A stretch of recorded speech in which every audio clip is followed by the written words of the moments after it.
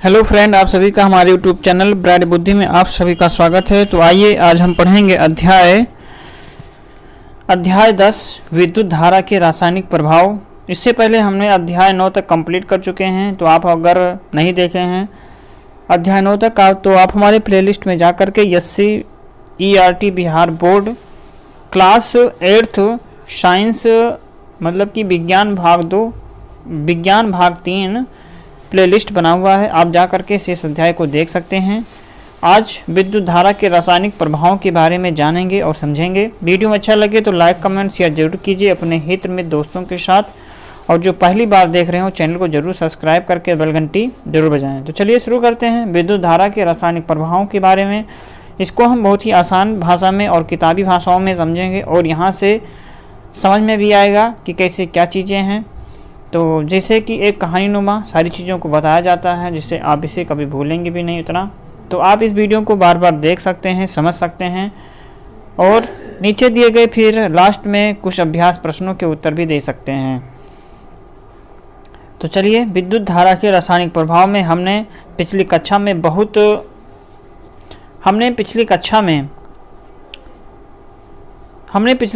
विद्युत धारा के प्रभाव, विद्युत परपथ चालकता एवं विद्युत धारा के विभिन्न प्रभावों के बारे में जाना। हम पदार्थों को दो श्रेणियों में बांटते हैं, विद्युत धारा के सुचालक एवं अल्पचालक।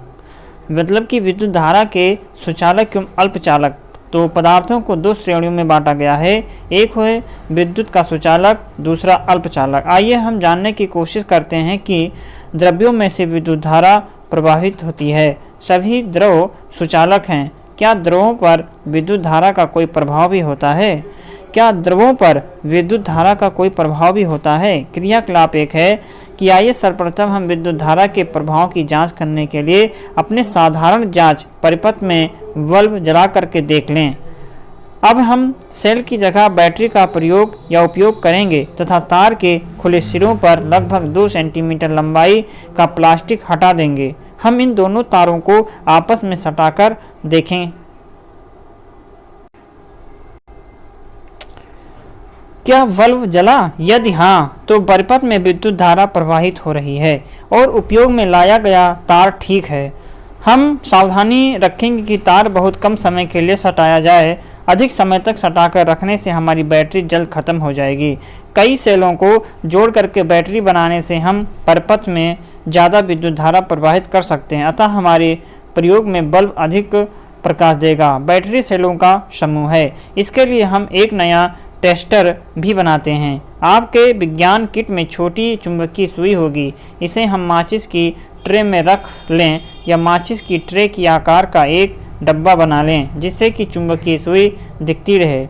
इस टेस्टर का उपयोग हम अल्पचालक पदार्थों में विद्युत धारा के प्रवाह की जांच के लिए करते हैं। इस डिब्बे के चारों ओर तार लपेट दें ताकि दोनों सिरा अलग अलग चिन्हित कर लें। आपने अपने घर में दवाइयाँ अथवा विभिन्न व्यर्थ शीशों एवं बोतलों के ढक्कन इकट्ठा करें जो लगभग 1 सेंटीमीटर गहराई का हो। इन ढक्कनों में कुछ प्रकार के तेल जैसे कि सरसों का तेल, नारियल तेल, डालडा, रिफाइन घी, नींबू का रस, सिरका, पेयजल, दूध आदि लेते हैं। आइए जांच करें कि इन पदार्थों से होकर के विद्युत धारा प्रवाहित होती है या नहीं। हम तार के दोनों खुले सिरों के लिए गए तरल डुबोते हैं। ध्यान रहे कि खुले तारों के बीच की जो दूरी है तरल में 1 सेंटीमीटर से अधिक ना हो। हम अपने अवलोकन को नोट करेंगे कि क्या सभी द्रव में तार डालने पर बल्ब जला। यदि हाँ, तो किस तरल में डालने पर बल्ब में सबसे अधिक प्रकाश दिखा।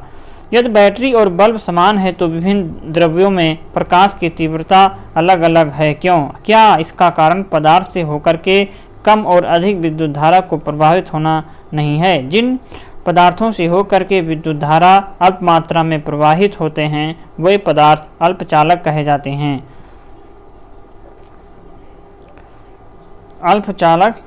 हैं। जब हमारे टेस्टर के खुले तार एक दूसरे को न छूते हों परंतु नज़दीक हों तो चुंबकीय सुई विक्षेपित हो सकती है। हमें ज्ञात है कि इन दोनों सिरों के बीच हवा है जो विद्युत का जो विद्युत का हीन चालक है, पर नमी बढ़ जाने या विभव बढ़ जाने पर सुचालक की तरह कार्य करने लगता है। आइए पता लगाने का प्रयास करें कि क्या अन्य अल्पचालक भी विशेष परिस्थिति में सुचालक की तरह कार्य करने लगते हैं, जैसे वायु तड़ित के समय सुचालक के रूप में कार्य करने लगता है। वास्तव में विशेष परिस्थितियों में अधिकांश पदार्थ विद्युत धारा का चालन करते हैं। यही कारण है कि पदार्थों को चालकों और विद्युत रोधियों में वर्गीकृत करने की अपेक्षा सुचालक एवं अल्पचालकों के रूप में वर्गीकृत करने को अधिक मान्यता दी जाती है। आप पदार्थों के वर्गीकरण, धातु अधातु की पहचान आदि पाठों में इस प्रकार के उदाहरण देखेंगे। क्रियाकलाप 2, जल की चालकता की जांच। हमने सारणी में नल के पानी या जल की चालकता की जांच की। आइए अब आसुत जल में विद्युत चालन का परीक्षण करते हैं। एक साफ स्वच्छ प्लास्टिक अथवा रबर ढक्कन लीजिए, इसमें 2 चम्मच आसुत जल डालिए। आसुत जल आप विद्यालय की प्रयोगशाला या दवा की दुकान से प्राप्त कर सकते हैं। आप अपने टेस्टर से इसकी चालकता की जांच कीजिए। क्या आप पाते हैं कि क्या आसुत जल विद्युत चालन करती है? अब थोड़ा सा नमक आसुत जल में मिलाइए और अपने परीक्षण को दोहराइए। इस बार आप क्या निष्कर्ष निकालते हैं? जब हम आसुत जल में नमक मिलाते हैं तो हमें नमक का घोल प्राप्त होता है। ये विद्युत का अच्छा चालक है। जो जल हम हैंडपंप, कुओं, तालाब, नदी से प्राप्त करते हैं वो शुद्ध नहीं होता। इसमें अनेक लवण घुले हो सकते हैं। खनिज लवणों को थोड़ी मात्रा इसमें प्राकृतिक रूप से रहती है, इसलिए विद्युत का सुचालक होता है। इसके लिए विपरीत आसुत जल में किसी प्रकार का लवण नहीं होने के कारण ये विद्युत का अल्पचालक होता है। सावधानी यह है कि विद्युत चालक की जांच करते समय घर या विद्यालय के विद्युत बोर्डों का उपयोग कभी न किया जाए, ये खतरनाक हो सकता है। हमने देखा कि साधारण नमक आसुत जल में मिलाने पर उसे अच्छा चालक बना देता है। आइए पता लगाइए कि कौन कौन से पदार्थ हैं जो आसुत जल को अच्छा चालक बना सकते हैं। सावधानी, ये प्रयोग अभिभावक अथवा शिक्षक की उपस्थिति में ही कीजिए। हम सामान्य रूप से जिस जल का उपयोग अपने घरेलू कार्यों एवं स्वयं की सफाई के लिए करते हैं वो लवणों के घुले होने के कारण चालक होता है। यही कारण है कि आपको गीले हाथों से या गीले फर्श पर खड़े होकर के विद्युत परिपथ के साथ किसी भी प्रकार का कार्य करने से मना किया जाता है। क्रियाकलाप 3 है कि बोतलों के 4 ढक्कन लीजिए। प्रत्येक में लगभग 2 चाय के चम्मच आसुत जल डालिए। एक ढक्कन के आसुत जल में नींबू के रस की कुछ बूंदें डालिए और एक दूसरे में कास्टिक सोडा की मात्रा, तीसरे में नमक तथा फिनोल्फ्थालीन की कुछ बूंदें डालते हैं। अब बारी बारी से इन तीनों ढक्कनों में बैटरी एवं बल्ब से जुड़े तार के खुले सिरे लगभग 1 सेंटीमीटर की दूरी पर डालिए। ध्यान रहे कि प्रत्येक द्रव में तार डुबोने से पहले इसे अच्छी तरह से धो करके फिर पोंछ कर सुखा देना चाहिए। इस क्रियाकलाप में आप सर्वप्रथम ये नोट कीजिए कि कौन द्रव सुचालक है और कौन अल्पचालक। पुनः तार के सिरों को समान समय तक इन द्रवों में डुबोए रख करके इसमें होने वाले परिवर्तनों को नोट कीजिए। क्रियाकलाप 4, एक प्लास्टिक की कटोरी अथवा नाद लीजिए। इसमें नमक घुला आसुत जल भरिए। पुनः थोड़ी सी फिनोल्फ्थालीन या नींबू की रस की कुछ बूंदें डाल दीजिए। अब आप 2 वेकौर सेलों में से सावधानीपूर्वक कार्बन की छड़ निकाल लीजिए। ध्यान रहे कि छड़ के ऊपर पीतल की टोपी लगी हो। अब पीतल की टोपी को सरेस कागज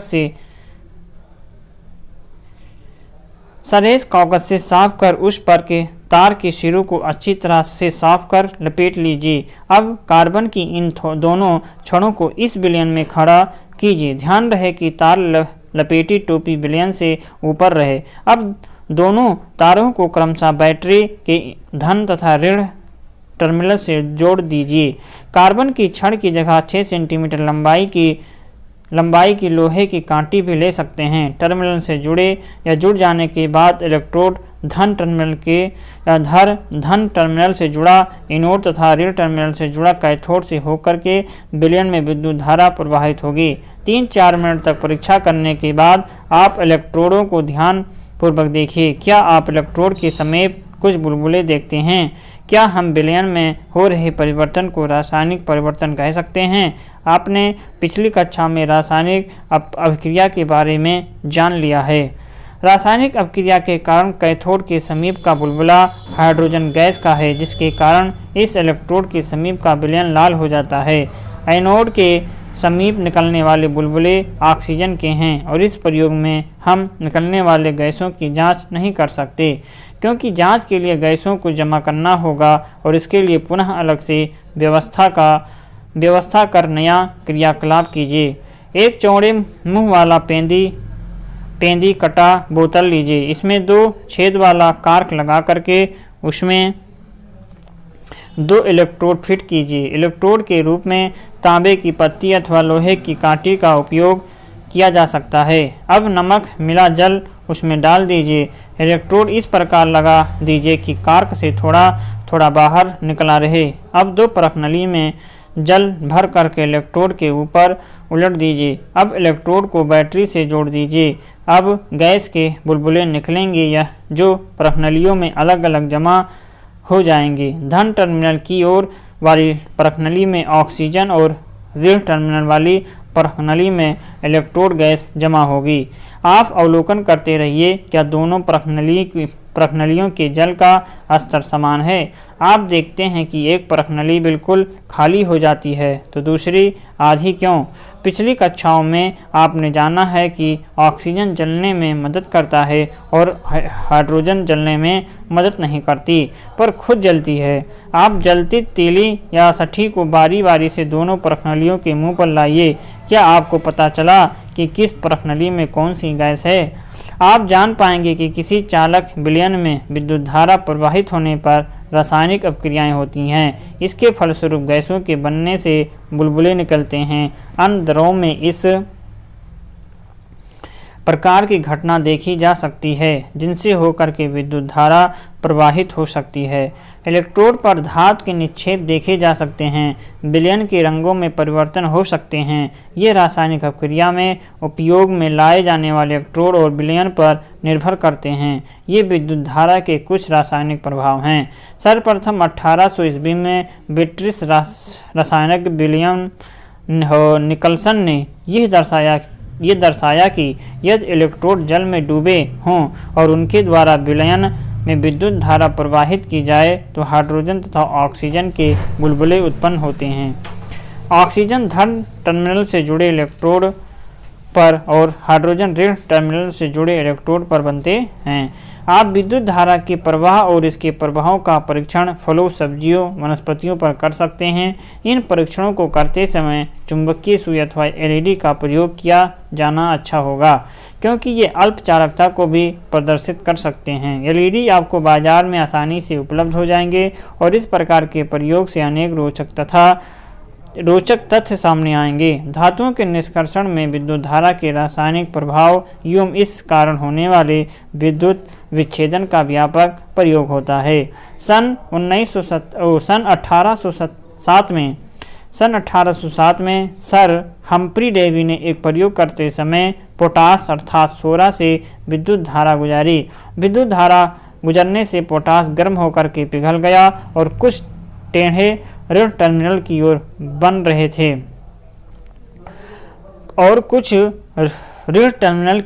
रहे थे। डेवी ने इस तरह का नाम पोटेशियम रखा और इसी प्रकार उन्होंने सोडियम, कैल्शियम और स्ट्रोंशियम, मैग्नीशियम और बेरियम धातुओं का पता लगाया। विद्युत लेपन। आपके घरों में रोज उपयोग में लाई जाने वाली कुछ ऐसी वस्तुएं होंगी जो चमकदार हैं और इस पर सामान्यतः खरोच भी नहीं लगता है, जैसे आपके साइकिल की हैंडल और रिम, दरवाजे और खिड़कियों के हैंडल तथा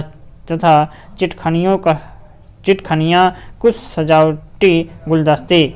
आज महिलाओं के द्वारा उपयोग में लाए जाने वाले सस्ते आभूषण जो सोने और चांदी की तरह दिखते हैं। ये वस्तुएं एक सस्ती कम चमकदार धातु पर दूसरी धातु चढ़ा करके बनाई जाती है। ये परत किस प्रकार चढ़ाई जाती है, आइए स्वयं करके देखिए। एक बीकर में थोड़ा आसुत जल 250 मिलीलीटर लीजिए। दो तांबे के पतले प्लेट लगभग 10 सेंटीमीटर लंबा और 4 सेंटीमीटर चौड़ा लीजिए। आसुत जल में 2 चम्मच कॉपर सल्फेट घोलिए और विलयन को अधिक चालक बनाने के लिए कुछ बूंदें सल्फ्यूरिक अम्ल के डाल दीजिए। अब तांबे के प्लेटों को सरेस कागज से रगड़ करके साफ कर लीजिए। पुनः अच्छी तरह जल से धो करके सूखा लीजिए। इन प्लेटों की बैटरी के टर्मिनल से जोड़ करके विलयन में डुबोइए। ध्यान रहे कि विलयन के अंदर दोनों प्लेटों के बीच कुछ दूरी बनी रहे और परिपथ के तार और प्लेट का जोड़ विलयन में न डूबे। परिपथ में लगभग 15 से 20 मिनट तक के विद्युत धारा प्रवाहित होने दीजिए। अब विलयन में इलेक्ट्रोड को निकाल करके ध्यानपूर्वक देखिए क्या उनमें से किसी एक में कुछ अंतर पाते हैं।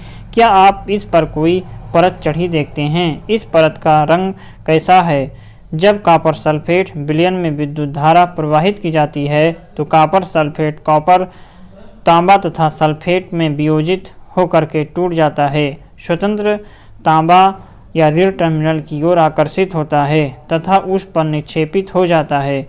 विलयन में कॉपर की क्षतिपूर्ति किस प्रकार होती है? आप अपने अवलोकन में ध्यान देंगे कि दूसरे तांबे के प्लेट से समान मात्रा में कॉपर विलयन में घुल जाता है। इस प्रकार कॉपर का एक प्लेट पर निक्षेपित होने तथा दूसरे प्लेट से विलयन में घुलने की प्रक्रिया चलती रहती है।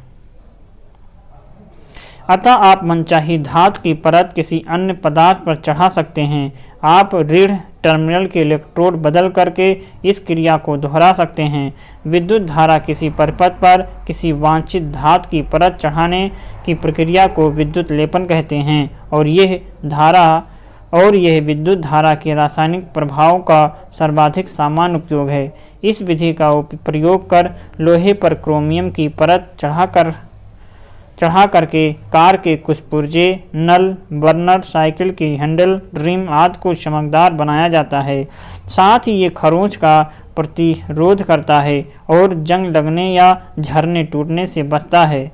क्रोमियम महंगी धातु है, अतः किसी पदार्थ को क्रोमियम का न बना करके अन्य पदार्थ से बना करके उस पर क्रोमियम की परत चढ़ा दी जाती है। आभूषण बनाने में सस्ती धातुओं के आभूषण बना करके उस पर सोने अथवा चांदी का विद्युत लेपन किया जाता है, जिससे देखने में तो ये सोने चांदी सा दिखे पर सस्ते हों। लोहे की छड़ों चादरों पर जिंक का निक्षेपण जंग से बचाव करता है। टिन, क्रोमियम आदि की परत लोहे की क्रियाशीलता को वायुमंडल से अलग रख करके कम करता है। हमने क्या सीखा कि कुछ द्रव विद्युत के सुचालक होते हैं और कुछ अल्पचालक विद्युत चालन करने वाले। अधिकांश द्रव अम्लों, क्षारकों, लवणों के विलयन के होते हैं। किसी चालक द्रव में विद्युत धारा प्रवाहित करने पर रासायनिक अपक्रियाएं होती हैं। इसे विद्युत धारा का रासायनिक प्रभाव भी कहा जाता। विद्युत धारा द्वारा किसी पदार्थ पर वांछित धातु की परत निक्षेपित करने की प्रक्रिया को विद्युत लेपन कहते हैं। इसी के साथ यह अध्याय भी समाप्त होता है।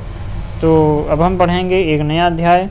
वीडियो अच्छा लगे तो लाइक, कमेंट, शेयर जरूर कीजिए अपने हित में दोस्तों के साथ। जो पहली बार देख रहे हो चैनल को वो ज़रूर सब्सक्राइब करें। तो आज के लिए बस इतना ही। और हम पढ़ रहे थे आज लेसन 10 पढ़ रहे थे, जिसमें हमने पढ़ा आज विद्युत धारा के रासायनिक प्रभाव के बारे में जाना और समझा। तो अब हम अगली क्लास में पढ़ेंगे अध्याय 11। तब तक आप पढ़ते रहें, मस्त रहें। नमस्कार।